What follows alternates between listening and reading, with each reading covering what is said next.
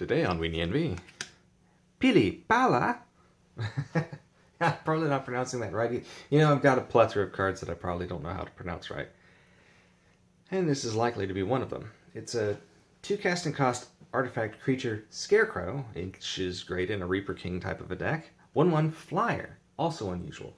2 mana for a 1/1 flyer is unusual for any type of artifact creatures. It's unusual in general for anything that isn't blue to have a flyer for 2 mana.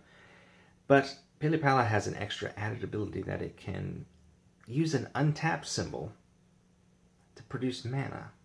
So you pay 2 and untap it, and adds 1 mana of any color to your mana pool. So you'd attack with it, ideally. And then after combat, when it isn't dead, you'd pay 2 and untap it with the untap symbol, and be able to produce 1 mana of any color. The untap symbol, of course, you have to understand. Untap, you can't use the untap symbol unless the creature doesn't have summoning sickness. And that might not seem to play into much, but if you're trying to pull off an infinite combo with Pili-Pala, you have to make sure that you can attack with it and you can use its abilities. However, like I said, an infinite combo does exist with this, and that's with Grand Architect. Let's kind of scoot these two over. And Grand Architect is a 3 mana, 1/3 creature.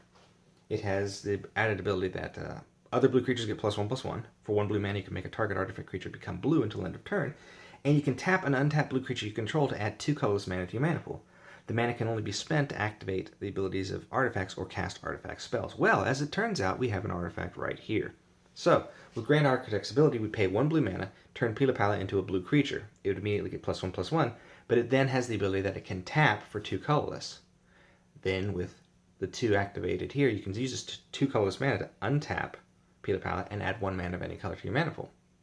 But it's still a blue creature. You can tap it again, untap it with the 2 mana, tap it for 2 mana, untap it with 2 mana. And every time you do this, you get 1 mana of any color that you can use to cast spells for free. Well, you can use it to cast any type of spell or activate any type of ability, whereas the Grand Architect restricts the mana that's produced to only use for artifacts, casting, or abilities, but Pili-Pala produces mana for anything.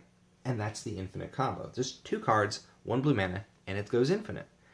And that's kind of how that works. Although you can, of course, use the Grand Architect itself for an extra 2 mana there.